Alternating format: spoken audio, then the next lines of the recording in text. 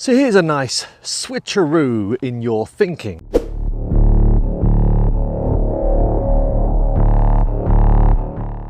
If you're approaching, like many, this new year with the idea of exercising to the full and achieving weight loss or muscle gain or achieving some kind of long distance race, well, I think for many, the great thing about January is that you start the year off with this renewed vigor, enthusiasm, energy, and as we all know, it dissipates over a short space of time.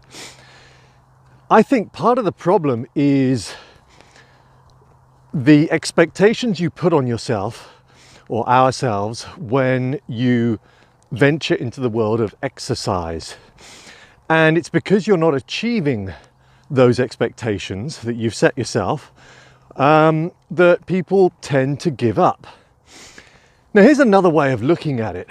A friend of mine, a professor in epidemiology in Australia, is conducting a study presently looking at exercise versus getting out of breath 3 or 4 times a day. And I'm sure the results will be as we expect. In other words, they're both exactly the same.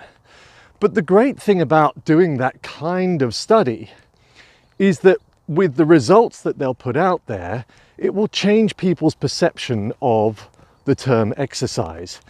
Because really, if you live in a block of flats and you choose to walk up the stairs to your 5th, 6th, 7th floor apartment, then lo and behold, that is exercise. You are getting out of breath, but you're not necessarily looking at exercise. So I think this could help many in that if you remove the word exercise from your vocabulary and your thinking, but instead look at your day as a series of moments in which you can get out of breath, then I would say that would be enough for most people.